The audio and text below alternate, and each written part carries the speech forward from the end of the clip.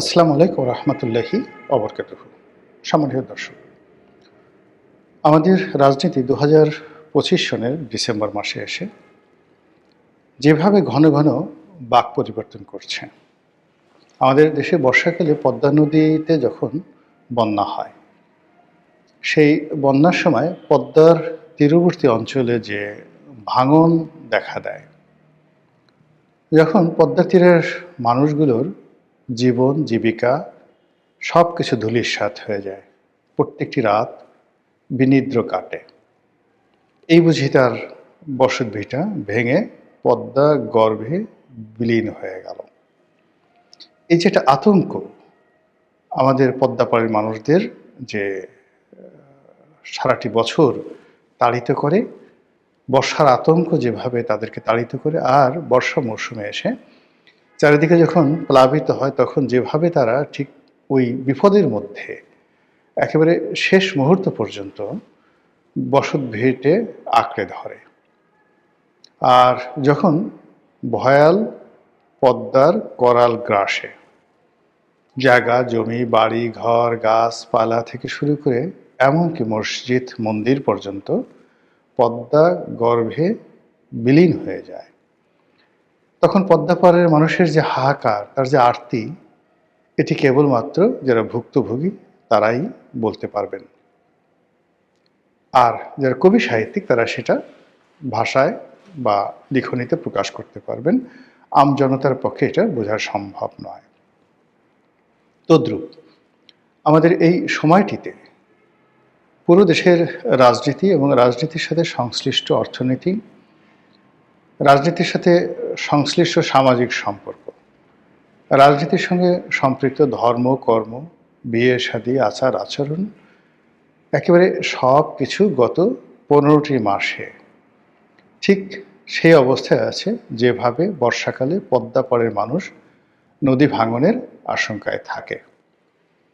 ধরুন, এই গত 15 মাসে যা কিছু ঘটেছে, মেয়ের বিয়ে হচ্ছে, পিতা আওয়ামী লীগ করে, তো পরিস্থিতির কারণে তিনি পলাতক আছেন। বিয়ের অনুষ্ঠান হচ্ছে, বিয়ের অনুষ্ঠানে এসে হঠাৎ করে যারা মব সৃষ্টিকারী তারা এলেন, এসে বিয়েটা ভেঙে দিলেন। যারা আয়োজক ছিলেন তাদেরকে মারধর করলেন, যারা বরযাত্রী এসেছিলেন তাদেরকে ধাওয়া দেওয়া হলো, তারা পালিয়ে গেলেন। এই ঘটনা বাংলাদেশে কখনো ঘটেনি। এরকম অসংখ্য ঘটনা, যেগুলো যদি আমি বলতে চাই রীতিমতো মহাকাব্য রচিত হয়ে যাবে।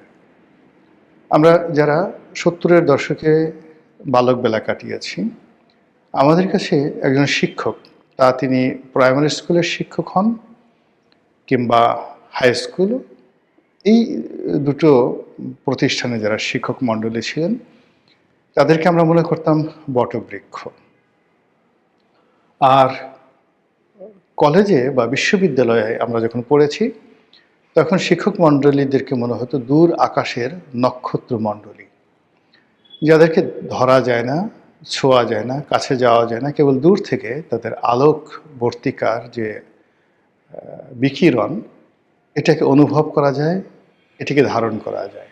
কলেজ এবং বিশ্ববিদ্যালয়ের শিক্ষকদের সম্পর্কে আমরা ওই জমানাতে অমনি মনে করতাম। কোন একজন শিক্ষকের সঙ্গে সামনে দাঁড়িয়ে কথা বলা, তারপরে তার বাসায় গিয়ে খাওয়া দাওয়া করা ইত্যাদি, মানে কলেজ জীবনে, স্কুল জীবনে এগুলো কল্পনাই করা যায় না। আর স্কুলে এবং প্রাইমারি স্কুলে এবং হাই স্কুলে যে শিক্ষকদের সঙ্গে আমাদের মমত্ব হতো, সেটা হলো তাদের পিতৃসুলভ আচরণের জন্যে। কেউ হয়তো ক লিখতে পারে, তো খটা লিখতে খুব কষ্ট হচ্ছে, তো অনেক শিক্ষক ঠিক পিতার ভূমিকায় বা মায়ের ভূমিকায় কাছাকাছি এলেন। এবং একইভাবে যারা আরবি পড়াতেন, তাদের মধ্যেও ঠিক এরকম পিতৃসুলভ একটা আচরণ ছিল, মাতৃসুলভ একটা আচরণ তাদের মধ্যে ছিল। আশ্রয় দিতেন, প্রশ্রয় দিতেন, শেখাতেন, এবং যার মধ্যে যে গুণাবলীটি রয়েছে, কেউ হয়তো ভালো বাংলা বলতে পারে, কেউ হয়তো ভালো অঙ্ক কষতে পারে, কেউ হয়তো খুব ভালো স্পোর্টসম্যান, শিক্ষকরা এই মেধাগুলো প্রাথমিক এবং মাধ্যমিক স্তরে তারা বাছাই করতেন এবং সেইভাবে তাদেরকে প্রমোট করতেন, আমরা সেভাবে দেখেছি। এবং ও কারণে কেউ হয়তো পরবর্তীতে বিশ্ববিদ্যালয়ের শিক্ষক হয়েছেন, ছাত্র থেকে ম্যাজিস্ট্রেট হয়েছেন, এমপি হয়েছেন, মন্ত্রী হয়েছেন, কিন্তু শিক্ষকদের প্রতি সেই শ্রদ্ধাবোধ কখনো যায়নি। কিন্তু এই গত 15 মাসে আমরা দেখলাম যে আমাদের সেই শিক্ষক সমাজকে যেভাবে লাঞ্ছিত করা হয়েছে, অপমানিত করা হয়েছে, তাদেরকে যেভাবে শারীরিকভাবে চড় থাপ্পড় মারা হয়েছে, বেদম প্রহার করা হয়েছে, চেয়ার থেকে তাদেরকে ফেলে দেওয়া হয়েছে ধাক্কা দিয়ে, লাথি দিয়ে, তাদেরকে শিক্ষা প্রতিষ্ঠান থেকে তাড়িয়ে দেওয়া হয়েছে, তাদেরকে পিটানোর জন্য মানে রীতিমতো দাবড়ানি দেওয়া হয়েছে। অনেক শিক্ষক প্রাণ বাঁচানোর জন্য যেভাবে দৌড় দিয়েছেন, পিছনে যদি আপনাকে 10টা শুয়োর কিংবা 10টা পাগলা কুকুর আপনাকে তাড়া করে, তখন মানুষের মধ্যে যে ধরনের একটা প্রাণ ভয় তৈরি হয়, গত 15 মাসে এরকম অনেক দৃশ্য দেখতে পাবেন যে আমাদের শিক্ষক মণ্ডলীরা ওইভাবে প্রাণ ভয়ে দৌড় দিয়েছেন। এরকম অসংখ্য ঘটনা, আমি শুধুমাত্র একটা জিনিস বললাম, যেটা আমাদের সমাজের যে বিবর্তন, সেই বিবর্তনটিকে একেবারে মানে প্রাগৈতিহাসিক যুগ, যখন মানুষ উলঙ্গ থাকত, যখন যৌনতার কোনো বাধা ছিল না, তারপরে খাবার দাবারের মধ্যেও কোনো বাধা ছিল না, কাঁচা মাংস খেতে মানুষ, এই যুগটিকে বলা হয় প্রাগৈতিহাসিক। মানে যেদিন থেকে ইতিহাস লেখা শুরু হয়েছে তার আগের জমানা, যেটার ইতিহাস আমাদের জানা নেই। আমরা কল্পনা করতে পারি তারা গাছের ডালে শুয়ে থাকতো বন্যপ্রাণীদের আক্রমণ থেকে বাঁচার জন্য, বন্যপ্রাণীর মাংস খেত, কাঁচা মাংস, এবং তখনও অস্ত্র আবিষ্কার হয়নি, পাথর দিয়ে গুটিয়ে গুটিয়ে লাঠি সোঁটা দিয়ে তারা প্রাণের শিকার করত। এই যুগটিকে বলা হয় প্রাগৈতিহাসিক যুগ, এবং ওই সময়টা ছিল মাতৃতান্ত্রিক সমাজ। তো আমরা এই গত 15 মাসে আমাদের জীবনের অনেকগুলো ঘটনা ঘটেছে যেটার সঙ্গে কোনো ইতিহাসের মিল পাবেন না। ইতিহাসের আগের যে সেই প্রাগৈতিহাসিক যুগ রয়েছে, সেই প্রাগৈতিহাসিক যুগের বর্বরতা আমাদের এই সমাজে ফিরে এসেছে। এভাবে চলতে চলতে 2025 সনের যে ডিসেম্বর মাস, এটি যখন শুরু হলো, এই ডিসেম্বর মাসে একটার পর একটা ঘটনা ঘটতে থাকলো, এবং সেই ঘটনা ডিসেম্বরের 1 তারিখ থেকে ডিসেম্বর মাসের 25 তারিখ পর্যন্ত যে ঘটনাগুলো ঘটেছে, তার মধ্যে উল্লেখযোগ্য ঘটনা উসমান হাদির মর্মান্তিক হত্যাকাণ্ড বা মৃত্যু। তো এই হত্যাকাণ্ড বা মর্মান্তিক মৃত্যুকে কেন্দ্র করে অন্য যে ঘটনাগুলো ঘটেছে, সেই ঘটনার রেশ আরও বহুদিন যাবে। এরপরে হঠাৎ করে বিএনপির চেয়ারপারসন, ভারপ্রাপ্ত চেয়ারম্যান জনাব তারেক রহমান, তিনি বাংলাদেশে আসার ঘোষণা দিলেন এবং তিনি 25 তারিখে বাংলাদেশে এলেন। তার আসার পরে 25, 26, 27, 28 এই 3 দিন বাংলাদেশে, 25, 26, 27, 28 মোট 4 দিন সারা বাংলাদেশে যে ঘটনাগুলো ঘটলো, এটা বিএনপির লোকও কল্পনা করতে পারেনি, আর বিএনপির যারা প্রতিপক্ষ তারা তো একেবারেই কল্পনা করতে পারেনি। পুরো রাজনীতির যেটিকে বলা হয় কোর্স অফ অ্যাকশন, সেই অ্যাকশনগুলো একেবারে এলোমেলো হয়ে গেছে। বিএনপির যারা প্রতিপক্ষ থেকে একটা ব্যালেন্স তৈরি করতো যে আমরা বোধহয় বিএনপির সমান, ফলে সেখানে একটা ভারসাম্য তারা মনে মনে তৈরি করে ফেলেছিল। আর বিএনপি যদিও তাদের যারা প্রতিপক্ষ তাদেরকে কখনো রাজনৈতিক শক্তি মনে করেনি, ফলে এখানে একটা চিন্তা চেতনার মধ্যে একটা ভীষণ রকম ভারসাম্যহীনতা। বিএনপির 35% যারা বিএনপির সাপোর্টার, তারা মনে করছেন জামাত, এনসিপি এরা কোনো রাজনৈতিক প্রতিপক্ষ নয়, দলও নয়, এদের কোনো ক্ষমতা নেই, কাজেই তাদেরকে কোনো পাত্তা দেওয়া বা তাদের সাথে সমঝোতা করা দরকার নেই, আমরা এমনিতেই ক্ষমতা চলে আসবো। তারা কেবলই মাত্র কারোর সাথে সংঘাত, দ্বন্দ্ব বা অহেতুক ঝামেলা না জড়িয়ে বর্তমান সরকার যারা চালাচ্ছে তাদেরকে তোয়াজ করে, তদবির করে একটা ইলেকশন অনুষ্ঠানের জন্য সর্বোচ্চ কূটনৈতিক তৎপরতা তারা চালিয়ে আসছিল। তো তারই ধারাবাহিকতায় যখন তারেক রহমান সাহেব আসলেন বাংলাদেশে, এটাও ঘটনা নাকি দুর্ঘটনা, এটি বিএনপির কোনো সিদ্ধান্ত না তারেক রহমান সাহেবের একক সিদ্ধান্ত? এই যে তারেক রহমান সাহেবের বাংলাদেশে আগমন, এটার পেছনে কি ডক্টর মোহাম্মদ ইউনূসের গ্রিন সিগন্যাল, নাকি এটার পেছনে ভারতের গ্রিন সিগন্যাল, নাকি রাশিয়ার গ্রিন সিগন্যাল? এই বিষয়গুলো নিয়ে আলোচনা হচ্ছে এবং এইগুলো নিষ্পত্তি হওয়া খুবই জরুরি। এর কারণ হলো এই বিষয়গুলোর উপরে আগামী দিনের যে বাংলাদেশ নামক রাষ্ট্র, সেই রাষ্ট্রটির শ্রেণী চরিত্র নির্ভর করছে, যেটা বলছিলাম। তো তারেক রহমান সাহেব আসার পর যেটি হলো, রাজনীতির যে ভারসাম্যটি ছিল এই গত 15 মাস ধরে, সেই ভারসাম্যটি পুরো একেবারে 180 ডিগ্রি অ্যাঙ্গেলে উল্টে গেছে।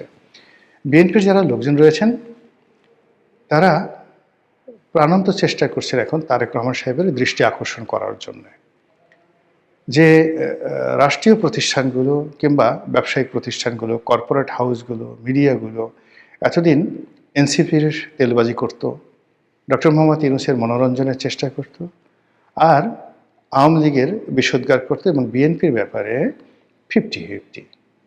তারা এখন ধরেই নিয়েছে যে তারেক রহমান সাহেব প্রধানমন্ত্রী, বিএনপি ক্ষমতায় আসছে, বাকি যে রাজনৈতিক দলগুলো তারা আনাকুম জানাকুম। কাজে তাদেরকে ভুলে গিয়ে একেবারে 100% তারেক রহমান সাহেব বিএনপি বন্দনা, এটিকে এখন বাংলাদেশের সর্বস্তরে শুরু হয়েছে, যা কিনা বিএনপির যারা প্রতিপক্ষ তাদেরকে অপমানিত, লাঞ্ছিত, বিক্ষুব্ধ, ঈর্ষান্বিত করে তুলছে। যারা দুর্বল চিত্তের, বিরোধী পক্ষে যারা দুর্বল চিত্তের, তারা ইতিমধ্যে এলোমেলো হয়ে গেছে, বিরোধী শিবিরে ভাঙন শুরু হয়ে গেছে। এবং আপনারা দেখেছেন যে বিএনপির সঙ্গে যে সকল রাজনৈতিক দলের জোট করার কথা ছিল এবং সে সকল জোটের যারা কর্তা ব্যক্তি, তারা খুব যাকে বলা হয় গর্ব নিয়ে তারা বলছিলেন যে আমরা নিজেদের প্রতীকে নির্বাচন করব, স্বতন্ত্র নির্বাচন করব,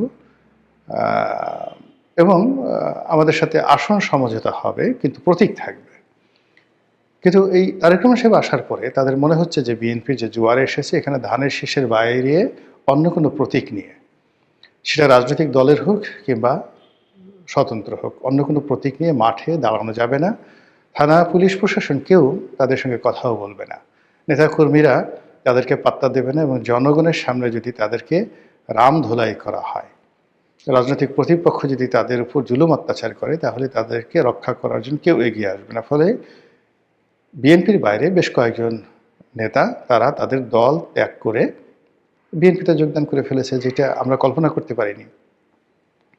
আমরা আসন সমঝোতার যে প্রেডিকশনগুলো করেছিলাম গত কয়েক মাস ধরে, যে বিএনপি হয়তো 100 সিট ছেড়ে দিবে, তাদের হাতে সেই 200 সিট রাখবে, কিন্তু সেটা দেখা গেল যে বিএনপি এখন এমন একটা পর্যায়ে চলে গেছে, তারা 6-7টি সিটে ছাড় দিয়েছে, এবং শেষ পর্যন্ত এই 6-7টি সিট থাকবে কিনা তাও মানে সন্দেহের বিষয়। বিশেষ করে আসাম আব্দুর রব, তারপরে মাহমুদুর রহমান মান্নার সাহেবের মতো মানুষ কেন যেন এই সময়টিতে বিএনপি থেকে দূরে সরে পড়েছে।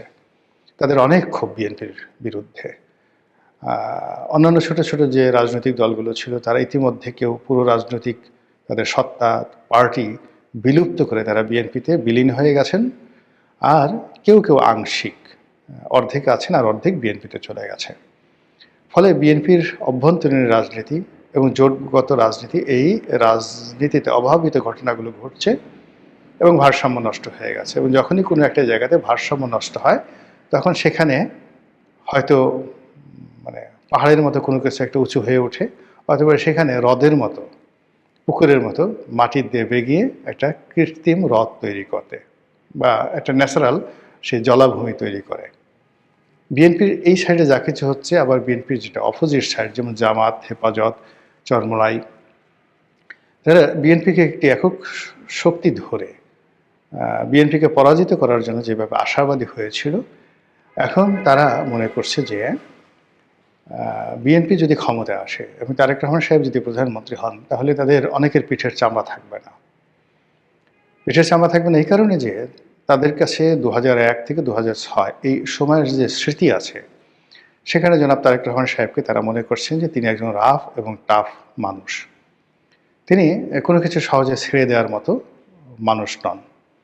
তিনি রাজনীতি করছেন গত সেই 17 বছর ধরে, অনেক ভালো ভালো কথা বলছেন, অনেক পরিবর্তন হয়েছেন, পশ্চিমা ধাঁচের চিন্তা চেতনা দ্বারা তিনি প্রভাবিত হয়েছেন। এগুলো কথার কথা, এগুলো সান্ত্বনা, কিন্তু বাস্তবতা হলো যে তার যে মৌলিক ক্যারেক্টারিস্টিক, তার যে চরিত্র, তিনি কেমন রাজনীতি করবেন, কি করতে পারেন, কী করবেন ইত্যাদি বিষয়গুলোর একটা পোর্ট্রেট তৈরি হয়েছে 2001 থেকে 2006 সন এই সময়টিতে। আপনারা যারা হিউম্যান সাইকোলজি জানেন, তারপরে আপনারা যারা জেনেটিক ইঞ্জিনিয়ারিং মানুষের শরীর গঠনের প্রকৃতি জানেন, তারা নিশ্চিতভাবে বলতে পারেন যে মানুষের যে অভ্যাস, মানুষের যে চরিত্র, মানুষের যে ক্যারেক্টারিস্টিক্স কিয়ামতের দিনও পাল্টায় না।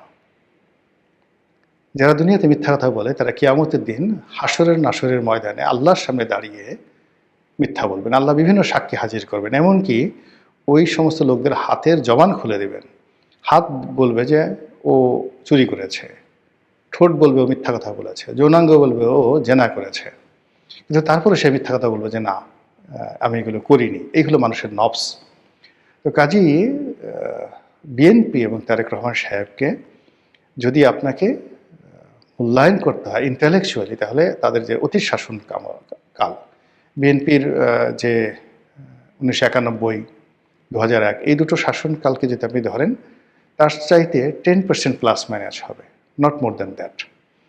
আর ব্যক্তি তারেক রহমান সাহেবকে নিয়ে যদি আপনি চিন্তা করেন, তাহলে তার যে 2001 থেকে 2006 ওই সময়টাতে তার যে কর্মকাণ্ড, এটির 10% প্লাস মাইনাস হবে, নট মোর দ্যান দ্যাট।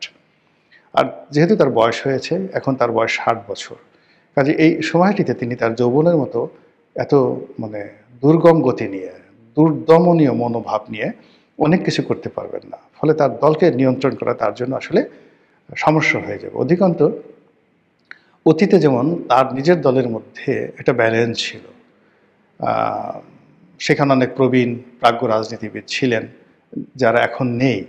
আর এখন যে সকল তরুণ সম্প্রদায় আছেন তারা অতীতের তরুণদের চাইতে ভালো নন, এখানে নিশ্চিত বলা যায়। কোনো দিক থেকেই 2001 সনে যারা তরুণ ছিলেন বিএনপিতে, তরুণ তুর্কি ছিলেন, তাদের যে যোগ্যতা, অভিজ্ঞতা, দেশপ্রেম, শিক্ষা দীক্ষা ছিল, সেই তুলনায় এখন যারা তরুণ আছেন তারা অনেক বিলো স্ট্যান্ডার্ডের।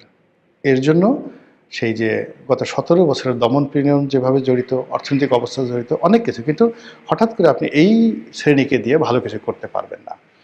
এটা বিএনপির যারা প্রতিপক্ষ, এখন এই তারেক রহমান সাহেবের উপস্থিতি এবং তাকে নিয়ে যে জয়গান হচ্ছে, তার প্রেক্ষিতে তারা বুঝতে পারছে যে পিঠের চামড়া থাকবে না। ফলে তারা এখন জামাতের সাথে থাকতে চাচ্ছে না।